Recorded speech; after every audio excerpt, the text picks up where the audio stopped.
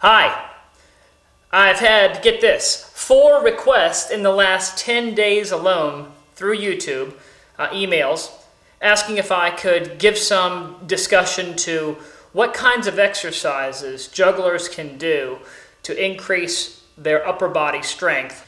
Actually, I can. I have, over the years, asked people that are in the medical profession, whether they be physician's assistants or they are something along the lines of a physical therapist or whatever.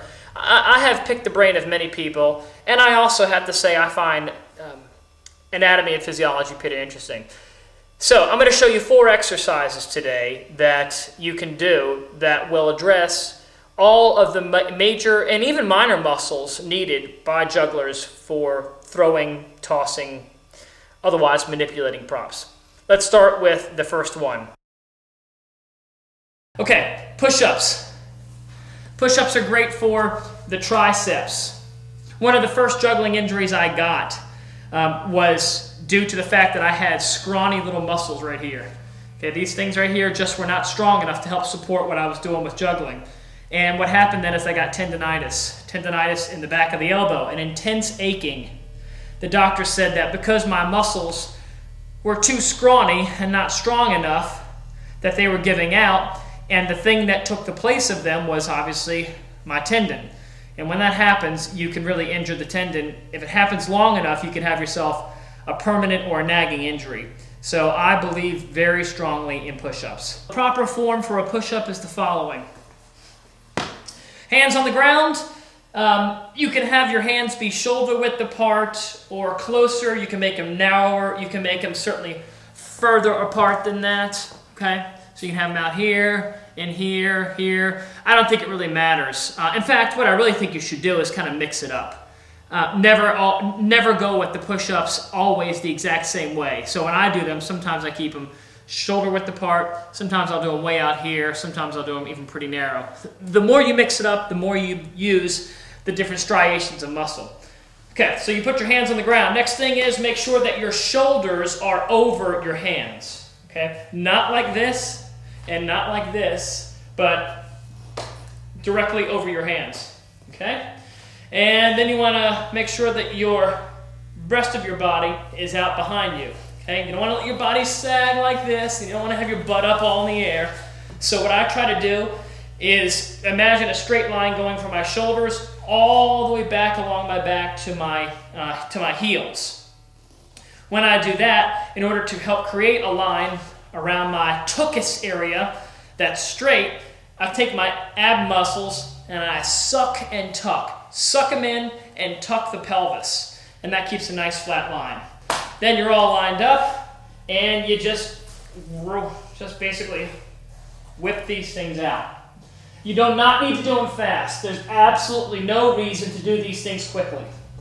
In fact, some people will tell you that if you do them slow, very slow, that you'll actually build muscle a lot better. And I think that's true. It becomes perhaps a little bit more of an isometric kind of thing. But your goal here is not to just to whip these things out. And I certainly never do the stuff where I go, "Wah! Yeah, this is fun." I don't do any of that. No. Let's move on. We got the back, the tricep, the back of the arm addressed. Let's address the other parts of the body that are really important to jugglers, and that's going to be the biceps. You want to get those things nice and strong, and you want to keep them at the same time limber enough so that you can toss things that are heavy, but also be flexible enough to allow you to move around for all the tricks that you're going to do. For that, I would highly encourage the pull-up. I love pull-ups. They are awesome. You feel like a real He-Man once you've done it.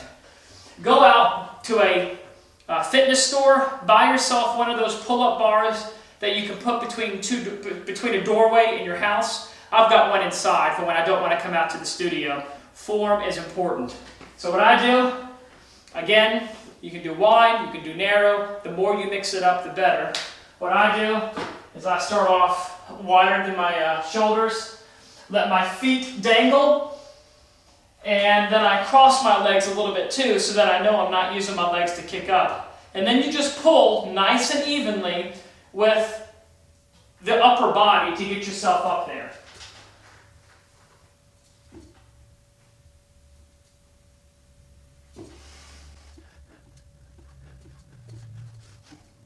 And don't forget to breathe.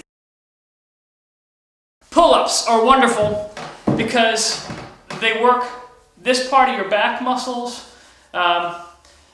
They also work some degree of your shoulder. They work a lot of this kind of stuff, and they work your biceps. What they do not work, though, is the top shoulder and the muscles in the upper back. I mean, this little V-shaped muscle there. To get those, and I think they are really important, I think those muscles are key. To get those, you have to do another exercise. You'll do what's called the shoulder press for this. You can even do the Arnold press. Here's what this does. Here's how it works. Hold the dumbbells in your hand with your palms facing you. Then what you'll do is you'll push up, and as you do, keeping your back nice and still, you'll rotate so that you can bring the palms that were facing you to now face outward. So it's a twisting motion. Okay. If you start to go like that, no, stop. Let your muscles rest. Take a break, then go back to it. That, by the way, is a really, really important one for doing back crosses. Get those shoulders nice and tight and strong so that the shoulder joint doesn't have to get all loose and floppity. I think doing that kind of exercise, as well as the pull-ups, are really good for any of that back cross kind of stuff. I hate working the core, but unfortunately, everybody will tell you that this is the set of muscles that you really need, not just for juggling, but for daily life. Almost anything you do requires your body to be in good shape here. Pilates, yoga, all take advantage of that and do lots of exercises to encourage core strength. Jugglers, here's why you will care. If you are big into working numbers, 7 or 8, you need a strong core. How do I know this? Because whenever I practice my 7 or 8 balls, I should say my 8-ball flash, honestly, in my core, I feel it for like 3 or 4 days afterwards, which tells you, dear viewer, that I'm kind of a wimp when it comes to my abs being strong. So anyhow, here's what you do. Put your feet up on the couch. Some way that you can, I have them on a bench right now. You want to sit so that you have your legs coming up onto the couch, but so that your thigh is perpendicular to the rest of your body. All right? Then you want to put your hands behind your head to do a proper crunch. Most people get this far and they do just fine. But then what they do is they bring their elbows in and they try to pull their head towards their leg.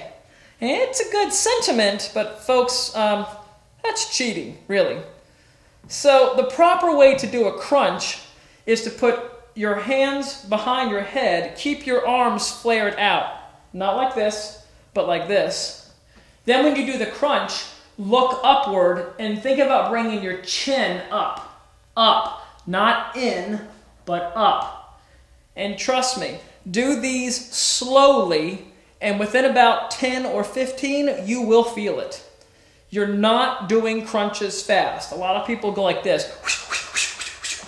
Oh, folks, don't do that. Do them slow, slow up, slow down. Go up, hold the contraction in your abs, and then relax. So I tend to do probably 4 or 5 sets of these different activities, these different exercises, and I do a larger number of them. I don't strap weights to my back or anything like that. I also do these exercises every other day. It gives me time for my muscles to kind of build back up, lets the lactic acid leave. Lower body, what do I do for lower body? Absolutely nothing. I run 15 to 20 miles a week, but I don't do anything else. I don't do lunges. I do stretch a lot, but I do no particular exercise for my lower body other than running. Anyhow, listen. An unusual thing that happened in that I had 4 people send me a request for this in a short period of time, but hey, I'm glad to do it. Good luck, and I hope these things help you out. Bye-bye.